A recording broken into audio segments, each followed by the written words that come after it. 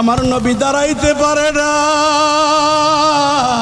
আমার নবীর শরীরটা দুর্বল হয়ে গেছে। উক্কাসারে তোর এত বড় স্পর্ধা, এত বড় দুঃসাহস, এমন দুর্বল শরীরটার ভিতরে তুমি আঘাত করবা, আমি দাঁড়ানো আছি।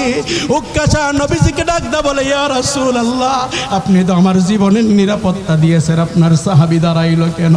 এমনি সময় আবু বকর দাঁড়ায়া বলে, উক্কাসা, আমার নবীর গায়ে তুই আঘাত করিস না, আয় আয়। আমি আবু বকর আজকে আমার দেহটা তোর সামনে তুলে ধরলাম, একটা নয় দুইটা নয়, যত আঘাত তোর করতে ইচ্ছা হয় তত আঘাত তুমি আমাকে করো, আমি তোমাকে বাধা দিব না, আমার গোষ্ঠীর কেউ বাধা দিবে না। উক্কাসা ডাকদা বলে, না না না ভাই আবু বকর, আপনি আমারে মারেন নাই, আমি কেন আপনাকে আঘাত করব? এমনি সময় উমর দাঁড়ায়া যায়, উমর দাঁড়ায়া ডাকদা কয়, উক্কাসা রে, তুই তাকায়া দেখোস না আমার নবীর শরীরটা কেমন দুর্বল হয়ে গেছে রে উক্কাসা। যেই নবীর জন্য আল্লাহ পাইলা, যেই নবীর জন্য মা চিল্লা, বাবা চিল্লা, যেই নবীর জন্য আমি ওমর আমার বোনের জামাইকে মেরেছি, আমার বাবাকে মেরেছি, আমার বংশের মানুষগুলোকে আমি হত্যা করেছি, আমি আজকে এখানে থাকবো? উক্কাসা, তুমি আমার নবীর গায়ে আঘাত করবা, এটা কোশ্চিন কালে অসম্ভব নয়। উক্কাসা ভয় পাইয়া একটু লুকায়া যায়, মনে করছে ওমর গিয়া ধরবে। এমনি সময় ওমর ডাকদা কয়, না না, আমি ওমর আমার নবীর সামনে বেয়াদবি করব না।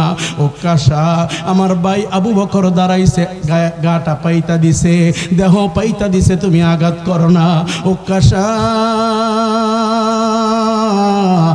আয় আয়, আমি ওমর, আমি খাত্তাবের বেটা ওমর, তোর সামনে আমার দেহটাকে আমি দিলাম, একটা নয় দুইটা নয়, যত ইচ্ছা আঘাত কর, আমার পিঠটাকে জাজরা করে ফেল, একটা কথা বলবো না, শব্দটাও করবো না, এরপরেও আমার নবীর দিকে তাকাইও না। আমার নবী যদি কষ্ট পায়, হাসরের ময়দানে যদি আমার আল্লাহ ধরে, কিরে ওমর, তোর সামনে আমার নবীর গায়ে আঘাত করলো, কেমনে তুই সহ্য করলি রে ওমর? উক্কাসা, আমি সহ্য করতে পারবো না, আমি আল্লাহর এই জবাবের প্রশ্নের উত্তর দিতে পারবো না, তোমাকে অনুনয় বিনয় করে বলি, আমার নবীর গায়ে তুমি আঘাত করিও না। উক্কাসা ডাকদা বলে, না না না, ও ওমর, আপনি আমারে আঘাত করেন নাই, আমি কেন আপনাকে আঘাত করব? ভাইরা আমার, বন্ধুরা আমার, হযরত ওসমান জিন্নুরাইন দাঁড়ায়, আল্লাহর নবীর জামাতা, আল্লাহর নবীর সাহাবী হযরত ওমর দাঁড়াইয়া সুন্দর করে ডাকদা বলে, উক্কাসা, মদিনার এমন কোনো মানুষ নাই, মক্কার এমন কোনো মানুষ নাই, আমি ওমরের সহযোগিতা নেই নাই, আমি ওসমানের সহযোগিতা নেই নাই, আমার ভাই আবু বকর দাঁড়াইছে, আমার ভাই ওমর দাঁড়াইছে, ওমর তো রাগী মানুষ, এজন্য তুমি মনে হয় আঘাত করতে ভয় পাইতেছো, আর আবু বকর তো সম্মানী মানুষ, আবু বকরকে আঘাত করা যায় না। এ উক্কাসা, মক্কার ভিতরে আমার মতন নরম মানুষ, মদিনাতুল মুনাওয়ারায় আমার মতন নরম মানুষ কেউ নাই, তোমার যত ইচ্ছা আমাকে আঘাত করো, কেউ তোমাকে বাধা দিবে না। উক্কাসা ডাকদা বলেন, না না না, আপনারা আমারে মারেন নাই, আপনারা আমারে আঘাত করেন নাই, আমি কেন আঘাত করব? আমারে আঘাত করছে মুহাম্মদুর রাসূলুল্লাহ, আমি আঘাত করব মুহাম্মদুর রাসূলুল্লাহর গায়ের ভিতরে। ও মুসলমান, মসজিদে নববীর ভিতরে কান্নার রোল পইরা যায়, আল্লাহর পয়গম্বর আলীকে ডাকদা বলে, আলী, আলী রে, যা যা ঘরের ভিতরে যা, ফাতেমার ঘরের ভিতরে ওই সোরাটা আছে, ওই লাঠিটা আছে, লাঠিটা নিয়ে আসো, উক্কাসার হাতের ভিতরে দাও, উক্কাসা আজকে আমার আঘাত করতে চায়, আমার গায়ের ভিতরে আঘাত করো। মুসলমান ভাই, আলী দাঁড়িয়ে আছে, আলী দেয় না, একবার দুইবার যখন আল্লাহর নবী ধমক দেয়, আলী চোখের পানিগুলো ফালাইয়া নবীজিকে ডাকদা বলে, ইয়া রাসূলুল্লাহ, ইয়া হাবিবাল্লাহ, ওগো নবীজি,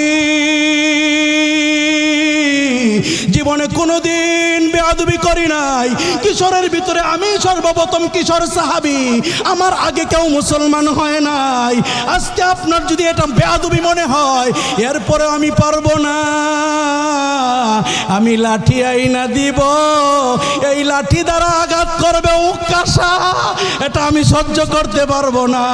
আলী যাইবেন, আল্লাহর পয়গম্বর আরেকজন সাহাবীকে ডাকদা বলে, সাহাবীরে যা আমার ফাতেমাকে গিয়া বল লাঠিটা দেওয়ার জন্য। সাহাবী যায় ফাতেমার বাড়ির সামনে, ফাতেমা রাদিয়াল্লাহু তাআলা আনহাকে ডাক দেয়। ফাতেমা ঘর থেকে বের হয়ে আসে, আয়েশা সাহাবীরে ডাকদা বলে, সাহাবীরে আমার বাবা দুর্বল শরীরটা লইয়া মসজিদে নববীর ভিতরে গেল। মসজিদে নববীর ভিতরে শোরগোলের আওয়াজ পাওয়া যায়, কান্নার আওয়াজ পাওয়া যায়। কারণটা কি?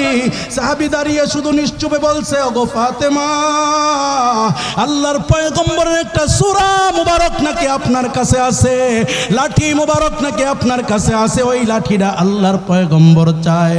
ফাতেমা ডাকদা বলে, কি রে, আমার বাবা অসুস্থ, আমার বাবা দুর্বল হয়ে পড়ছে, আমার বাবা দাঁড়াইতে পারে না, এই অবস্থায় লাঠি কেন চাইল? সাহাবী কথা বলতে পারে না। এমনি সময় আলী গিয়ে হাজির হয়েছে। ফাতেমা রাদিয়াল্লাহু তাআলা আনহা আলীর বুকের ভিতরে গিয়ে ডাকদা বলে, কি গো প্রাণের স্বামী, মসজিদে নববী থেকে আসলেন, চোখের পানি দেখা যায়, কেন কান্না করতেছেন? আলী ডাকদা বলে, আমি বলতে পারবো না, মসজিদে নববীর ঘটনা।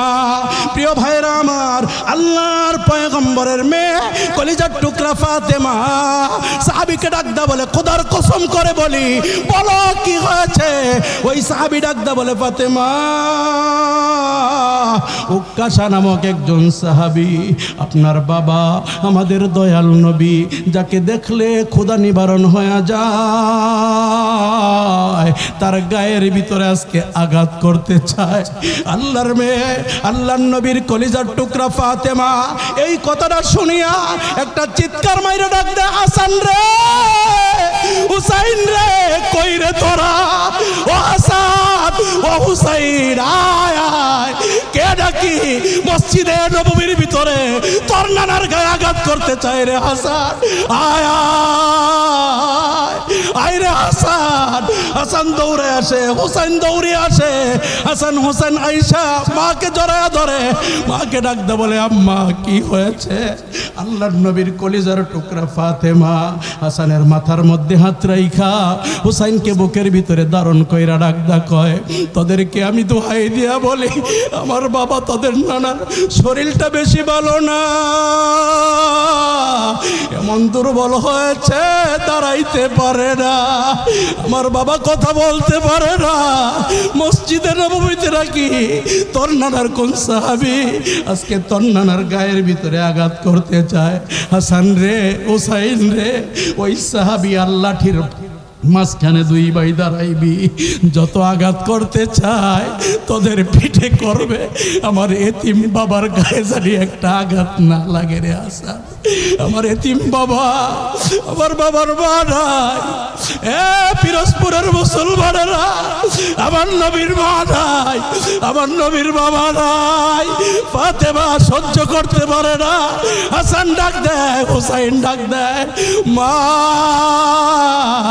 কথা দিলাম গো মা, জীবন যতদিন থাকবে আমার নানার গায়ে আঁচড় লাগতে দিব না, তোমার বাবার গায়ে আঁচড় লাগতে দিব না, সরি যাও। হাসান হুসাইন সরিটা লইয়া মসজিদে নববীতে যায়। মসজিদে নববীতে গিয়া দেখে রে সমস্ত সাহাবায়ে কেরামগুলা ওজর ধরায় কান্না করতেছে, উকাশার চোখ বেয়ে বেয়ে পানিগুলা পড়তেছে। এমনি সময় ডাকদা কয়, হাসান ডাকদা বলে, ও উকাশা। সমস্ত সাহাবায়ে কেরাম বৈশা কাঁদে, তুমি কেন দাঁড়ায়া দাঁড়ায়া কাঁদতেছ? তুমি নাকি আমার নানারে আঘাত করতে চাও? একটু কি মায়া লাগে না? তাকায়া দেখো না আমার নানার চেহারাটার দিকে তাকাইলে দুনিয়ার সব ভুইলা যায়। এমন নানার গায়ে কেমনে আঘাত করবা? এমন মানুষটার দিকে কেমনে আঘাত করবা? আল্লাহর নবী চোখের বাড়িগুলা ফেলাইয়া হাসানকে ডাকতে বলে, হাসান রে দে উক্কাশার হাতের ভিতরে লাঠিটা দে। হাসান গিয়া উক্কাশার হাতের মধ্যে লাঠি দেয়, লাঠিটা দিয়া দাগদা কয় উক্কাশা আল্লাহর দোহাই দিয়া বলতেছি তোমার যত মারার ইচ্ছা আমারে মারো, আমার বাবারে আমি ঘরের ভিতরে রাখছি, আমার মারে আমি ঘরের ভিতরে রাখছি, আমার বাবা বাধা দিবে না, আমার মা বাধা দিবে না, আমার ভাই হুসাইন আছে আমারে মারতে মারতে আমি যদি জমিনের মধ্যে লুটিয়ে পড়ি আমার ভাইকে মারবা, আবার আমার ভাইকে মারতে মারতে আমার ভাই যদি লুটিয়ে পড়ে আবার তুমি আমারে মারবা, এরপরে আমার নানার গায়ে আঘাত কইরো না। আল্লাহর নবী একটা চিৎকার মারছে, হাসান আয় আমার বুকে আয়, তোরা আমার দন, তোরা আমার কলিজার টুকরা, তোরা যদি আজকে মায়ের খাস আমি নানা সহ্য করতে পারবো না। এ মুসলমান উক্কাশাকে আল্লাহর পয়গম্বর ডাক দেখায়, উক্কাশা আসো আসো আমাকে আঘাত করার জন্য আসো। উক্কাশা চোখের পানিগুলা সাইরা নবীজিরে ডাক দেখায়, নবী গো আপনি আমার যেই দিন আঘাত করছিলেন আমার গায়ে কোনো পোশাক ছিল না, আমার পিঠটা খালি ছিল, আপনার পিঠের ভিতরে পোশাক আছে গো নবী, আপনি পোশাক খোলেন, যদি প্রতিশোধ নিতে হয় পুরাপুরি নিব, আমি আপনার খালি গায়ে আঘাত করব। আল্লাহর পয়গম্বরের সাহাবীগুলা সহ্য করতে পারে না, উক্কাশাকে ডাকতে বলে উক্কাশা বেয়াদবির চূড়ান্ত পর্যায়ে চলে গেছো, আর ছাড় দিতে পারি না। আল্লাহর পয়গম্বর ডাকতে বলে সাহাবীরা একটা কথাও বলবা না, উক্কাশা আজকে প্রতিশোধ নিতে চায়, উক্কাশাকে প্রতিশোধ নেওয়ার জন্য বলো। ও মুসলমান আল্লাহর পয়গম্বর দেহ মুবারক থেকে চাদরটা সরায়, আল্লাহর পয়গম্বর দেহ মুবারক থেকে কাপড়টা সরায়, আল্লাহর পয়গম্বর কাপড় খোয়াইলে উক্কাশা ডাকদা বলে ইয়া রাসূলুল্লাহ আপনি আজকে আমার পিঠের ভিতরে আঘাত করছেন, আপনার পিঠে আমি আঘাত করব, আপনি একটু ঘুরেন। ও মুসলমান সমস্ত সাহাবায়ে কেরাম মাথা নত করে রেখেছে, কেউ কিছু বলতে পারে না, শুধু নবীজির জন্য আল্লাহর পয়গম্বর ঘুরে দাঁড়িয়েছে, উক্কাশা লাঠিটা হাতের ভিতরে নিয়ে মাঝখান দিয়া রাস্তা করে দিয়েছে, উক্কাশা কি আল্লাহর পয়গম্বরকে আঘাত করবে, এমন সময় উক্কাশা হাতের লাঠিটা মসজিদে নববীর মাঝখানে রাইখা আমার নবীকে গিয়া এইভাবে জড়াইয়া ধইরা আল্লাহর নবীর পিঠনের ভিতরে মোহরে নবুয়ত ছিল, ওই মোহরে নবুয়তের ভিতরে একটা চুমা মাইরা আল্লাহর পয়গম্বরের পায়ের ভিতরে পড়ে গেছে। আল্লাহু আকবার। আল্লাহর পয়গম্বরের পায়ের ভিতরে পড়ে গেছে। সমস্ত সাহাবায়ে কেরাম মাথা নত করে রাখছে। উক্কাশা নবীজিরে ডাকদা কয়, ওগো নবীজি আজকে আপনাকে কষ্ট দিয়েছি গো নবীজি, আমি মারবো আপনাকে এমন দুঃসাহস আমার হয় নাই। আমার আব্বা আপনার জন্য কোরবান হোক, আমার মা আপনার জন্য কোরবান হোক, আমার জীবনে এমন কোনো আমল নাই যেই আমলটা দিয়ে আসরের ময়দানে নাজাত পাইতে পারি। আজকে একটা চান্স আপনি দিয়েছেন, একটা সুযোগ আপনি দিয়েছেন, আপনি বলেছেন প্রতিশোধ নেওয়ার জন্য। আমি মনে মনে চিন্তা করছি আমার এই ঠোঁট মুবারক যদি আপনার মোহরে নবুয়তে লাগা যায়, আপনার মোহরে নবুয়তে লাগার কারণে আমি যত বড় পাপী হই না কেন আমার আল্লাহ আমার জাহান্নাম দিতে পারবে না। ইয়া রাসূলুল্লাহ ইয়া হাবিবাল্লাহ, ওই জাহান্নাম থেকে বাঁচার জন্য জান্নাতে যাওয়ার আশায় আপনার সঙ্গে থাকার আশায় এই নাটকটা কইরা আপনি নবীজির মোহরে নবুয়তি চুমু দিয়েছি। ও মুসলমান নবীর প্রেমে পাগল হইয়া বৃদ্ধ বাবা কান্না করে, বৃদ্ধ বাবার চোখ দিয়া পানি ধরে, নবীর প্রেমে পাগল হইয়া যুবক কান্না করে, উলামায়ে কেরাম কান্না করে, উলামায়ে কেরামের চোখ দিয়া পানি ঝরে। আপনার চোখ দিয়া পানি ঝরে না, বুঝতে হবে আপনি গুনাহ করতে করতে অন্তরটারে এমন কালো বানায়া ফেলছেন যেই গুনার কারণে নবীজির হৃদয় বিদারক কথা শোনার পরেও, আল্লাহর কালাম থেকে কথা শোনার পরেও আপনার দিলে একটু টনক নড়ে না, আমার নবীর জন্য আপনার মায়া লাগে না। এ পিরোজপুরের মুসলমানেরা, আমি আপনাদের থেকে একটা ওয়াদা নিতে চাই, ওই যে রাখাল রাহা আমার নবীকে নিয়ে কটূক্তি করছে, বাংলার জমিনে যদি আল্লাহর কালাম নিয়া, আমার নবীকে নিয়া, মাদ্রাসা মসজিদ নিয়া, যে কোনো এলাকার যে কোনো গোত্রের যে বংশের হোক না কেন, কেউ যদি বাজে মন্তব্য করতে চায়, কারা কারা হযরত ওমরের নেয়, কারা কারা খালিদ বিন ওয়ালিদের নেয়, ওই সমস্ত নাস্তিক আর ফাস্তিকদের দাঁত ভাঙ্গা জবাব দিতে পারবেন? দুইটা হাত উঁচু করে তাকবীর দিয়ে আমার আল্লাহরে দেখায়া দেন।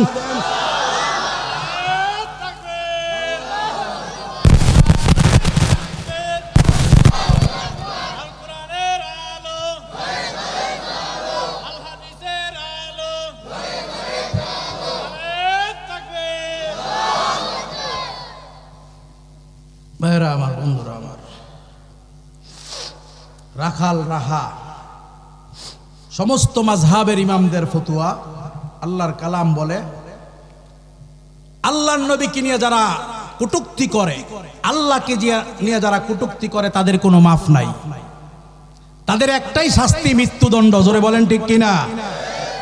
আমরা এই দেশের ভিতরে উলামায়ে কেরাম এবং ছাত্র জনতার হাত ধরে স্বৈরাচার শাসককে দূর করে এই দেশ আবার নতুন করে স্বাধীনতা অর্জন করছে। জোরে বলেন ঠিক কিনা?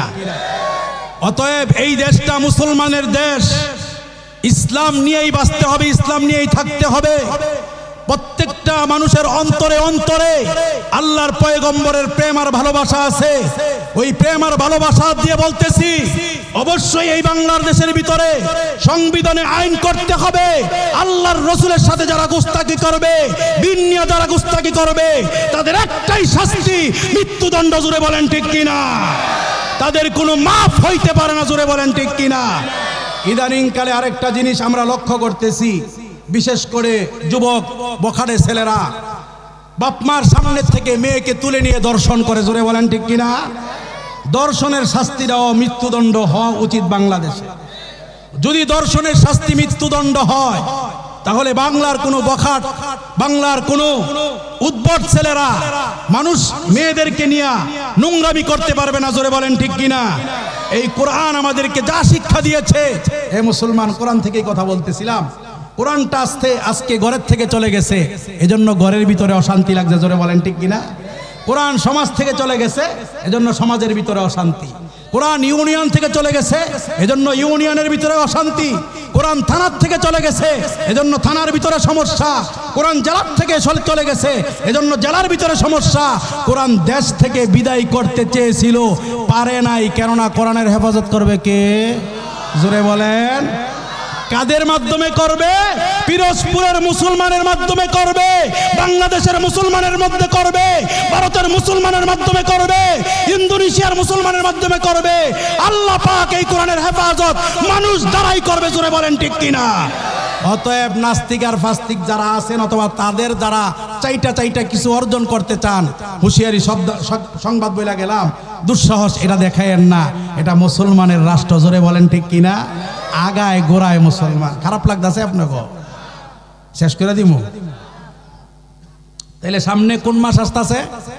জোরে বলেন। রমজান মাস। এই রমজানে আমি চিন্তা করে দেখলাম যে রমজানের সবচেয়ে পাওয়ারফুল আমল, মানুষকে আল্লাহর সাথে মিলানের আমল কোনটা হইতে পারে? এই চিন্তা করতে করতে করতে করতে করতে হঠাৎ করে একজন মনীষীর জীবনী নজরে আসছে। ওনার নাম হলো ইমাম আহমদ ইবনে হাম্বল। নাম কি? জোরে বলেন। নাম শোনেন নাই? ইমাম আহমদ ইবনে হাম্বল। যেহেতু ওনার কথাটা আসছে, একটা গুরুত্বপূর্ণ কথা, যারা অভিভাবক আসছেন এরা শোনেন ভালো করে। ইমাম আহমদ ইবনে হাম্বলের আব্বা কোনো কোটিপতি ছিলেন না, ওনার বাবা বড়লোক ছিলেন না। ইমাম আহমদ ইবনে হাম্বলের বাবা একজন হালুয়া বিক্রেতা ছিলেন। কি বিক্রেতা ছিলেন? হালুয়া বিক্রি করতেন। কিন্তু ওনার হালুয়া বিক্রি করার পদ্ধতি ছিল ভিন্ন। ইমাম আহমদ ইবনে হাম্বলের বাবা ফজরের নামাজ পড়ে হালুয়া রুটি নিয়ে যখন যাইতেন, মুসল্লিরা বের হইতো, নামাজি কোনো ব্যক্তি আলেম ওলামা বিশেষ করে যখন গিয়ে ওনার থেকে হালুয়া আর রুটি নিত, তখন হুজুরদেরকে বলতো যে হুজুর মূল্যটা আল্লাহর হস্তে দিয়েন না। তো হুজুর তাকায় থাকতো, মূল্য দিতাম না মানে বিষয়টা কি? তো বলতেছে আমার সন্তান একজন আছে আহমদ, ওরে মাদ্রাসায় দিয়েছি, আপনি খাস করে দোয়া করেন, আপনার তো হাদিয়া দেওয়ার মতন তৌফিক আমার নাই, আপনি খাস করে দোয়া করেন আমার সন্তানটাকে যেন আল্লাহ পাক যোগ্য আলেম বানায়া দেয়। এইভাবে উলামায়ে কেরামের কাছে ইমাম আহমদ ইবনে হাম্বলের বাবা দোয়া চাইতেন হাদিয়া দিয়া। এরপরে বলতেন দোয়া করেন।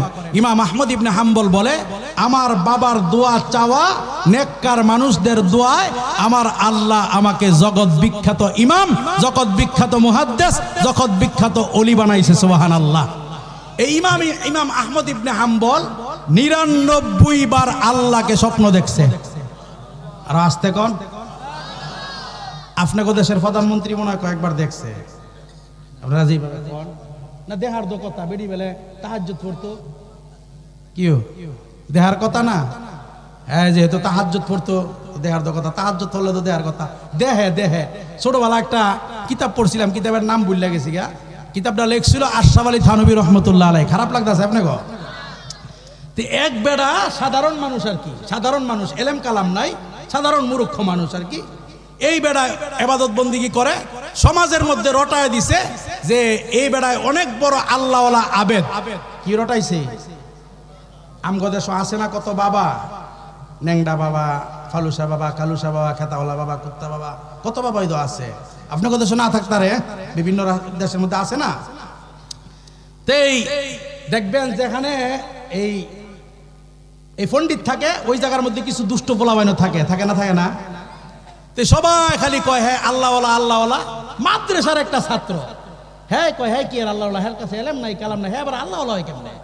তো হ্যাঁ কোন সাইজের আল্লাহওয়ালা, হ্যাঁ একটা পরীক্ষা করতে হবে।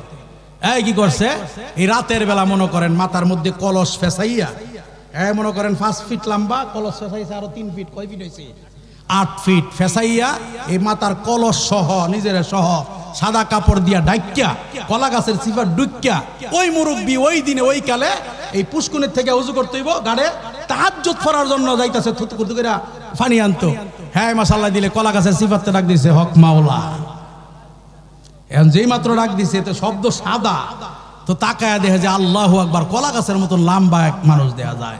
পরে কয় তুই কে লেগে ঘুমোতে উঠছস? কয় আমি তো তাহাজ্জুদ পড়মু। কয় আমারে চিনস নি? কয় না চিনলাম তো না। কয় আমি জিব্রাইল। কি কয়? আমি জিব্রাইল। তো আমারে পাঠাইছে আল্লাহ তোর ইবাদত বন্দেগী দেখিয়া আল্লাহ খুব সন্তুষ্ট হয়েছে গা, খুশি হয়েছে গা, যা আজকের থেকে তোর সব মাফ, নামাজ রোজা লাগতো না, জ্ঞানাক ডাকিয়া ঘুমা। হ্যাঁ মাশাআল্লাহ দিলে মনে করেন এই গোটটা লইছিল এটা ইজ্ঞাদা ফালাই দিয়া কি রোজু টজু, মাশাআল্লাহ শীতের রাত এই গিয়া মনে করেন কম্বল মোড় দিয়া ঘুম দিছে। এখন যেই লোকটা 5 ওয়াক্ত নামাজ পড়ে, তাহাজ্জুদ পড়ে, আউয়াবিন পড়ে, ইশরাক পড়ে, চাস্ত পড়ে, এই কি জানি কয় জিকিরে বসে, এরপরে এই তালিমে বসে, এমন লোকটা যদি 2-3 দিন পর্যন্ত মসজিদে না যায়, মুসল্লিরা একটু হয়রান হয়ে যাবো না? কি বলেন, হয়রান হইব না? মুসল্লিরা তো হয়রান হয়েছে, কিরে এই কুতুব তো কোনোদিন নামাজ ছাড়ে না, আজকে 3 দিন ধরে মসজিদে হাজির নাই, বিষয়টা কি? নিশ্চয়ই অসুস্থ হয়েছে গা। এই সংবাদটা পাবলিক কি করে এটা দেখার জন্য হ্যাঁ আবার পাবলিকের পিছে পিছে ঘুরতেছে জিব্রাইলে। কেডা জিব্রাইল? চিনছেন নি আপনি? কলসলা জিব্রাইল। এই বেড়া পিছে পিছে ঘুরে দেখা যায় মুরব্বীর একটা সিদ্ধান্ত নিছে ইমাম সাহেবের লইয়া কিছু ডাব কলা নেসফাতি লইয়া এই আল্লাহর ওলিরে দেখতে যাইব। হ্যাঁ খাইছে রে, ঠিক আছে।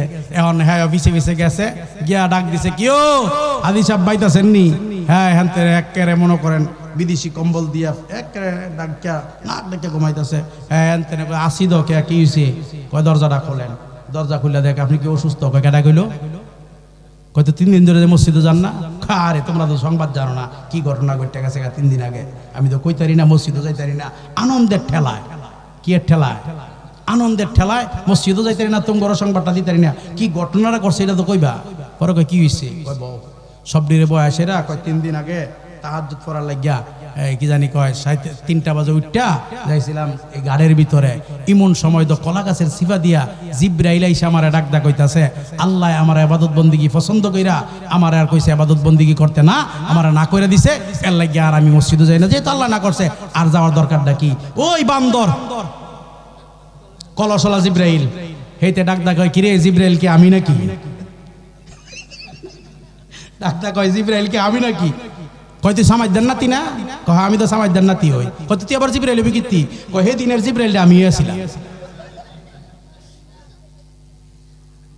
এমন কিছু আবেদ আমাদের দেশে আছে না? আল্লাহর রসুল রে যেই জায়গায় নিষেধ করে না সেই জায়গায় কোনো মানুষের নিষেধ করে এমন আছে? তাহলে সামনে মাসটা আসতেছে কি মাস? রমজান মাস। কথা চলতেছিল ইমাম আহমদ ইবনে হাম্বল কয়বার আল্লাহর স্বপ্ন দেখছে? জোরে কন। হ্যাঁ, এর ফাঁকে গেছিলাম কাজে আপনাকে প্রধানমন্ত্রী দেখছে কয়েকবার। এবার যেখানে সেখানে ভোট দিব না ভাই, এবার যেখানে সেখানে ভোট দিব না ভাই, জোরে বলেন ঠিক কিনা? এবার যেখানে সেখানে ভোট দিব না ভাই, ভোট দিব ভাই সেইখানেতে আল্লাহ রাজি হয় যাতে রাসূল খুশি হয়, জোরে বলেন ঠিক কিনা? ভোট দিব ভাই সেইখানেতে আল্লাহ রাজি হয় যাতে রাসূল খুশি হয়, ভোট দিব ভাই সেইখানেতে আল্লাহ রাজি হয় যাতে রাসূল খুশি হয়। ভোট হলো ভাই দেশের তরে বিরাট আমানত, ও জায়গাতে ভোট দিলে ভাই হবে খিয়ানত, জোরে বলেন ঠিক কিনা? ভোট হলো ভাই দেশের তরে বিরাট আমানত, ও জায়গাতে ভোট দিলে ভাই হবে খিয়ানত। দেশ বাঁচাতে দিন বাঁচাতে সদা সজাগ থাকা চাই, দেশ বাঁচাতে দিন বাঁচাতে সদা সজাগ থাকা চাই। এবার যেখানে সেখানে ভোট দিব না ভাই, এবার যেখানে সেখানে ভোট দিব না ভাই, জোরে বলেন ঠিক কিনা? এ নামাজি মানুষ সামনে আর কইলাম না। আমরা মনে করি তাহাজ্জুদ পড়া ইবাদত, জিকির করা ইবাদত, রোজা রাখা ইবাদত, এরপরে হজ করা ইবাদত, এই সবগুলো ইবাদত। আর ভোট দেওয়াটা মনে হয় ইবাদত না। হ্যাঁ, যারা বিজ্ঞজন আছেন, ওলামায়ে কেরাম আছেন, ওইদিকে পাখির নেই তাকায় আলোচনা শুনতেছে।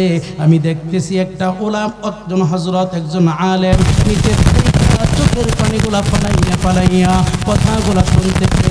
আলোচনা তখন শেষ করলাম, পিছন দিক দিয়ে আইসা দইরা ডাক কয় আশরাফি আমারে চিনছেননি? বললাম না ভাই আপনাকে চিনতে পারলাম না। বলে আপনার হেফজখানার সাথী, হেফজখানায় একসাথে লেখাপড়া করেছি, এমন একটা ছাত্র নাম মনে আসেনি? বললাম হ্যাঁ, তার বাড়ি তো এখানেই, এই মুরাদনগর থানায়। আপনি নাকি? বলে হ্যাঁ হ্যাঁ আমি আপনার সাথী, আজকে আপনাকে আমি যাইতে দিতেছি না, আমার এখানে মাদ্রাসা আছে, মাদ্রাসাটা যাবেন, বরকত দিবেন, দোয়া করবেন, এরপরে আপনি ঢাকার উদ্দেশ্য যাবেন। মুসলমান ভাইয়েরা জোর জবস্তি কইরা দইরা মাদ্রাসায় নিয়ে যায়। মাদ্রাসায় গিয়া অফিস রুমে বইসা গল্প করতেছি, দুই বন্ধু মিলিয়া অনেক দিন পরে সাক্ষাৎ। কথা বলতে বলতে কোন দিক দিয়া সময় চলে গেছে টের পাই নাই। হঠাৎ করে ঘরের দিকে লক্ষ্য করে দেখি 3 থেকে 3:30 বাজে। ও মুসলমান বাবা, এমন সময় আমার দোস্ত আমার হাতটার ভিতরে এইভাবে দইরা আমারে ডাক দেয়, একটু কষ্ট করেন, একটু হাঁটেন। আমাকে হাতটা দইরা মাদ্রাসার হেফজ বিভাগ, হেফজখানা, যেই জায়গায় ছাত্ররা আল্লাহর কালামটা মুখস্থ করে, ওই রুমটার ভিতরে ঢুকায়। দেখি মশারি টানাইয়া সমস্ত ছাত্ররা ঘুমাইতেছে। 1 2 জন করতে করতে ও মুসলমান একটা বাচ্চা 8 থেকে 10 বছরের হবে বাচ্চাটা, ওই বাচ্চাটার বেডশিটের সামনে নিয়ে আমারে দাঁড়া করায়া দেয়। দোস্তকে ডাক দা, বললাম দোস্ত রাতের আধারে এই ছাত্রটার সামনে আমারে কেন আনলেন? আমারে ডাক ডাক একটু বসেন, বইসা আপনার কানটা এই বাচ্চাটার ঠোঁটের সঙ্গে লাগান। ও মুসলমান, মাদ্রাসার বড় হুজুর কথা বলছে আমার দোস্ত। আমার কানটা নিয়ে ঠোঁটের ভিতরে লাগাইলাম, দেখি না কোনো শব্দ হয় না। আমি বললাম দোস্ত রে কেন লাগাইতে বললা? বলে দোস্ত কানটা লাগায় রাখেন। মুসলমান ভাইয়েরা, আমার কলিজাটা আজও পর্যন্ত কান্দে। ওই বাচ্চাটার চেহারাটা আমার চোখের সামনে সব সময় বাসে। মুসলমান বাবা রে, কিছুক্ষণ পরে যখন কানটা লাগাইলাম, কানটা লাগায়া দেখি ওই বাচ্চাটা ঘুমের ঘরে আল্লাহর কালামটা একটা পৃষ্ঠার থেকে বারংবার তেলাওয়াত করতেছে। ও মুসলমান, যেহেতু হাফেজ আমি বুঝতে পারছি ঘটনাটা কি। মুসলমান বাবা, দোস্তরে চোখের ভাষায় বললাম, দোস্ত এই পাড়ায় কি, এই পৃষ্ঠায় কি তার সবক নাকি? বলে হ্যাঁ, এই পৃষ্ঠাটার ভিতরেই তার সবক। আমি বললাম, দোস্ত রে, এতটুকু একটা বাচ্চা ঘুমের ঘরে আল্লাহর কালাম তেলাওয়াত করে। ও মুসলমান, আমার দোস্ত কয় চুপ থাকো, একটু আড়ালে যাও। আড়ালে গেলাম, কিছুক্ষণ পরেই দেখি বাচ্চাটার ঘুম ভেঙে যায়। 8 থেকে 10 বছরের বাচ্চা ঘুম ভেঙে গেছে। কনকনে ঠান্ডা শীত, গায়ের ভিতরে পাতলা একটা জীর্ণ শীর্ণ কাপড় দেখা যায়, পাতলা একটা গেঞ্জি দেখা যায়, শরীরটা বড় দুর্বল, রক্ত শূন্যতা মনে হয়। ও মুসলমান, শীতে থর থর করে কাঁপতেছে বাচ্চাটা। আমি আমার দোস্তরে বললাম, এত টাকা পয়সা তোমার আছে, একটা কাপড় কি তারে ক্রয় কইরা দিতে পারো না? আমার দোস্তে আমারে বলে, চুপ থাকো মুসলমান। বাচ্চাটা নিজের বেডটা নিজে যখন বড়তেছে, বইটা আস্তে কইরা সাইড কইরা রাইখা, দুইটা হাত এইভাবে কইরা বারান্দা দিয়া হাইটা কোথায় যেন যায়। দোস্তরে বললাম, কই যায়? বলে ওয়াশরুমে অজু করতে যায়। আমি গেলাম পিছনে পিছনে, অজুখানায় গিয়া দেখি প্রস্রাব কইরা ঠান্ডা পানি দ্বারা অজু বানাইবে। এমন সময় ওখান থেকে একটা শিক্ষক আইসা ডাকদা বলে, আয় আয়, ঠান্ডা পানি দ্বারা তোর অজু করতে হবে না, আমি তোর উস্তাদ, তোর জন্য গরম পানি করে রাখছি, আয় তুই গরম পানি নে। উস্তাদ গরম পানি দেয়। ছাত্রটা বড় আদবের সঙ্গে উস্তাদের রুমের ভিতরে ডুইকা গরম পানি নিয়া, ও মুসলমান, অজু বানাইয়া যায় নামাজটা বগল তলায় লইয়া বারান্দায় আইসা যায় নামাজটা বিছাইয়া তাহাজ্জুদের নিয়ত করে। আমি আমার আল্লাহরে ঢাক দেয়, কই আল্লাহ, আজকে তুমি আমারে কোন জায়গায় পাঠাইলা? পুরা কুমিল্লাবাসী ঘুমায়, মুরাদনগরবাসী হয়তো বা ঘুমায়, তোমার আশেক একটা ছোট্ট বাচ্চা ঘুমাইতে পারে না। 8 থেকে 10 বছরের বাচ্চাটা হবে। এই বাচ্চা তোমার কেমনে প্রেমে পড়লো গো আল্লাহ? এটা দেখাইবার জন্য কি আমারে কুমিল্লায় আনলা? আমার আল্লাহরে আমি ডাকদা বলতাছি, আল্লাহ, এইভাবে এই বইলা বইলা চোখের পানিগুলো সারি বাচ্চাটা তাহাজ্জুদের নামাজ পড়ে ঘুমা। 8 থেকে 10 বছরের বাচ্চা তাহাজ্জুদ পড়ে, আর আমার আর তোমার ঘরে 30 থেকে 40 বছরের সন্তান নগ্ন ছবি দেখতে দেখতে ঘুমায়। ও মুসলমান, তাহাজ্জুদ নামাজটা কমপ্লিট কইরা দুইটা হাত আসমানের দিকে উঠাইয়া বাচ্চারা দোয়া করে, রব্বানা যালামনা আনফুসানা ওয়া ইল্লাম তাগফির লানা ওয়া তারহামনা লানাকুনান্না মিনাল খাসিরিন। রব্বানা হাব লানা মিন আজওয়াজিনা ওয়া যুররিয়াতিনা কুররাতা আয়ুনিন ওয়াজআলনা লিল মুত্তাকিনা ইমামা। রব্বানা গফিরলি ওয়া লিওয়ালিদাইয়া ওয়া লিল মুমিনিনা ওয়াল মুমিনাত। এইভাবে হাত উঠাইয়া দোয়া করে আল্লাহর কাছে সর্বশেষ আল্লাহরে ডাক দেয়, আল্লাহ, উস্তাদ দেখে শুনেছি গো আল্লাহ, সন্তান দোয়া করলে নাকি বাপ মারে মাফ করে দাও। ও গো আল্লাহ, আমার বাবা নাই, আমার বাবা চলে গেছে গো আল্লাহ। সন্ধ্যার টাইমে আমার বন্ধুর বাবারা আসে, আমার বন্ধুর বাবাদের কোলের ভিতরে গিয়ে আমার বন্ধুরা উঠে। আল্লাহ,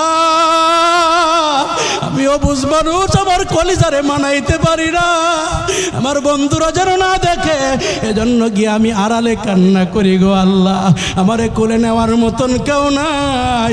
আল্লাহ, আমার বাবা ছোট্ট কালে আমারে কোলের মধ্যে লইয়া আমার গালের ভিতরে চুমু খাইতো, আমারে বলতো, তালহারে তুই একদিন হাফেজ হবি, আমি তোর পিছে নামাজ পড়ব, তুই ইমামতি করবি। এইভাবে বইলা বইলা আল্লাহরে ডাকদা কয়, আল্লাহ, আমার বাবা আমার জন্য দোয়া করছে, আমারে তুমি হাফেজ বানায়া দিবা। আল্লাহ, আমার বাবারে তুমি মাফ করবা। মুসলমান কচি কণ্ঠে আল্লাহকে ডাকদা বলে, আল্লাহ, আমার মা আছে, আমার মাকে নিও না, আমার আমারে জনমের মতো এতিম বানায়ো না আল্লাহ। আমার মা অন্যের বাড়িতে কাজ করে গো, আমার মারে সুস্থ রাখো গো আল্লাহ। আমার মারে কষ্ট দিও না। আমার মা যেন দেখে আমি হাফেজ হয়েছি, আমার মা যেন দেখে আমি মাওলানা হয়েছি। এইভাবে আল্লাহর কাছে দোয়া কইরা কইরা উস্তাদদের জন্য দোয়া করে, জাতির জন্য দোয়া করে, দেশের জন্য দোয়া করে। সর্বশেষ বাচ্চারা ডাকদা কয় আল্লাহ আজকে যেই বক্তা মারে নিয়ে কথা বলছে ওই বক্তারা অনেক হায়াত দিও আল্লাহ, ওই বক্তার মতন হওয়ার তৌফিক দিও। আমি আর মানাইতে পারি না। আমার দোস্তরে ডাকদা কই দোস্তরে বাতিটা অন কর, আমার আর সহ্য হইতাছে না। ও মুসলমান, আমার দোস্ত যখন বাতিটা অন করে দেয় বাচ্চারা মুনাজাত কমপ্লিট কইরা যায় নামাজ লইয়া দাঁড়াইয়া সামনে দেখে আমি আমার দোস্ত দাঁড়ানো, মাথার ভিতরে পাগড়ি নাই, সাধারণ টুপিটা মাথার ভিতরে। আমার চিনতে তার বড় কষ্ট হইতেছে। আমি দুইটা হাত বাড়াইয়া ডাকদা বলতাছি বাবা আয় আয় আমার বুকের ভিতরে আয়, আমারে তোর চিনতে কষ্ট হয়, আমি আশরাফি। এ মুসলমান, বাচ্চাটা একটা দৌড় দিয়া বুকের ভিতরে আইসা এই কাদের ভিতরে থুতাটা রাইকা অনেকক্ষণ পর্যন্ত অজর ধরায় কান্না কইরা আমারে কানে কানে ডাকদা কয় হুজুর আমি আপনার ওয়াজ শুনছি গো হুজুর, আমি সামনে কান্না করছিলাম, আপনি আমারে দেখছেন, আমার বাবা নাই, আপনি আমার বাবার জন্য দোয়া করবেন। ছোট্ট একটা 8 বছরের বাচ্চা বাবার জন্য দোয়া চায়, বাবার জন্য দোয়া করে, মাদ্রাসার ছাত্র রে মুসলমান। আমি ডাকদা কই তলহা রে শুধু তোর বাবার জন্য না তোর জন্য দোয়া, আমার আল্লাহ যেন তোর বড় বানায়া দেয় রে তলহা, আমার আল্লাহ যেন যোগশ্রেষ্ঠ আলেম বানায়া দেয়। ও মুসলমান, এমন প্রত্যেকটা মাদ্রাসার ভিতরে এমন অসহায় ছাত্র আছে। আল্লাহর পয়গম্বর ডাকদা কয় কোন আলেমান, সম্ভব হলে আলেম হও, আলেম হতে পারো না ওই আও মুতাআল্লিমান, আলেমের ছাত্র হও, বলে ছাত্র হইতে পারো নাই, আও মুস্তামিয়ান, আলেম যা বলে তা শ্রবণ করো, বলে শুনতে পারো নাই, আও মুহিব্বান, আলেমকে মুহাব্বত করো, লা তাকুন খামেসান ফাতাহলিক, খবরদার খবরদার আলেমদের সাথে তুমি অন্যায় করিও না, জুলুম করিও না, আলেমদের সাথে হিংসা করিও না, ধ্বংস হয়ে যাইবা। ও মুসলমান, এই যে মাদ্রাসাটা আসমানি কিতাব মাদ্রাসা, এখানেও এই যে আমাদের বড় হুজুর জাহিদুল ইসলাম সাহেব বলল একটা হাফেজ ছাত্র একটা টাকাও দেয় নাই, এখানে পয়রা হাফেজ হইছে। আপনাদের এই জাহিদুল ইসলাম সাহেব আপনাদের এই অঞ্চলের হুফাজের নাকি সভাপতি, অনেক ভালো আলেম হাফেজ হইলে পরে এই যোগ্যতা অর্জন হয়। ও মুসলমান, এটা আপনাদের জন্য একটা গর্বের বিষয়। এখান থেকে বহু মাদ্রাসার ছাত্র হাফেজ হবে, আলেম হবে, মুফতি হবে, মুহাদ্দিস হবে, আল্লামা সাইদির মতন তাফসির কারক হবে, আমাদের মতন ছোট ছোট তাফসির কারক হবে। ও মুসলমান, এই মাদ্রাসাটা এই সমাজের ভিতরে থাক, কারা কারা চান দুইটা হাত উঠান দেহি। আল্লাহ কবুল করুক, সকলে বলেন আমিন। রব্বানা যালামনা আনফুসানা ওয়া ইল্লাম তাগফির লানা ওয়া তারহামনা লানাকুনান্না মিনাল খাসিরিন। রব্বানা হাব লানা মিন আজওয়াজিনা ওয়া যুররিয়াতিনা কুররাতা আয়ুনিন ওয়াজআলনা লিল মুত্তাকিনা ইমামা। আল্লাহুম্মা বারিক লানা ফি রজব ওয়া শাবান ওয়া বাল্লিগনা রমাদান। ওগদময় আল্লাহ, তুমি তোমার কুদরতি রহমতি বরকতি মায়াবী নজর দিয়া তাকায়া দেখো আল্লাহ। আসমানি কিতাব হাফিজি মাদ্রাসা ও ইসলামী কমপ্লেক্সের উদ্যোগে আজকের আয়োজন আল্লাহ। আয় আল্লাহ, দাড়ি পাকা বাবাগুলোকে লইয়া কলেজের টুকরা নওজোয়ান যুবক বন্ধুরা, মাদ্রাসার ওলামায়ে কেরাম সহ স্কুল কলেজ ইউনিভার্সিটি মাদ্রাসার ছাত্র বন্ধুরা, আল্লাহ আরদের ব্যবসায়ী বন্ধুরা সহ মালিক রে সকলকে নিয়ে হাত বাড়াইয়া দিলাম। আল্লাহ এই মজলিস থেকে যেই হাতখানা তোমার দরবারে পছন্দ হয় ওই হাতের বরকতে আমাদের তামাম জীবনের গুনাহগুলা তুমি মাফ করি বাড়িয়ে দাও। আয় আল্লাহ এতে যা সওয়াব তোমার দরবারে মঞ্জুর, কোটি কোটি গুণে বাড়াইয়া উম্মতের কান্ডার নবী কামলেওয়ালা মুহাম্মাদুর রাসূলুল্লাহ সাল্লাল্লাহু আলাইহি ওয়াসাল্লামের রওজাদারে সোনার মদিনায় পৌঁছে দাও। আয় আল্লাহ বাবা আদম থেকে নিয়ে মুনাজাত পর্যন্ত পৃথিবী থেকে যারা পরিমাণ ঈমান নিয়া যারা অন্ধকার কবরে চলে গেছে আল্লাহ সকলকে তুমি মাফ করে দাও। আয় আল্লাহ খাস করে আমরা যারা হাত বাড়িয়েছি, আমি জানি না কার জানি মা নাই, কার জানি বাবা নাই, আল্লাহ আব্বার কবরটা আম্মার কবরটা তুমি জান্নাতের টুকরা বানায়া দাও। দাদা দাদি নানা নানি সকলকে তুমি মাফ করে দাও। আয় আল্লাহ আমাদের সকলকে তুমি না খায়াত দাও, হায়াতের মধ্যে বরকত দাও। আয় আল্লাহ আসমানি কিতাব এই মাদ্রাসাখানাকে তুমি কবুল আর মঞ্জুর করো। এলাকাবাসীকে আল্লাহ তুমি কবুল করো। হাফেজ মাওলানা জাহিদুল ইসলাম সাহেবকে তুমি কবুল করো। আয় আল্লাহ ইয়াসিনকে তুমি কবুল আর মঞ্জুর করো। আল্লাহ ও শ্বশুর বাড়ির বংশের লোকগুলোকে আল্লাহ তুমি কবুল করে নাও। আয় আল্লাহ এই এলাকা সহ আল্লাহ এলাকার থেকে আল্লাহ যারা বিদেশের বাড়িতে আছে তাদেরকে আল্লাহ মালিকের সুনজর রাই করে আল্লাহ। আয় আল্লাহ যারা মাছের ব্যবসা করে সাগরে যায়, আয় আল্লাহ মাছ নাকি ধরা দেয় না, আয় আল্লাহ তাদের ব্যবসার ভিতরে বরকত দিও। আয় আল্লাহ জালের ভিতরে মাছের ব্যবস্থা করে দিও আল্লাহ। আয় আল্লাহ আমাদের এই দেশের ভিতরে আল্লাহ চুরি রাহাজানি বেড়ে গেছে আল্লাহ, এই চুরি রাহাজানির থেকে আমাদের দেশটাকে হেফাজত করো। আয় আল্লাহ দুষ্টের দুষ্টামি থেকে আল্লাহ হিংসুকের হিংসা থেকে নিন্দুকের নিন্দা থেকে এই মাদ্রাসা সহ আল্লাহ মাদ্রাসার ছাত্র ওস্তাদদেরকে তুমি হেফাজত করো।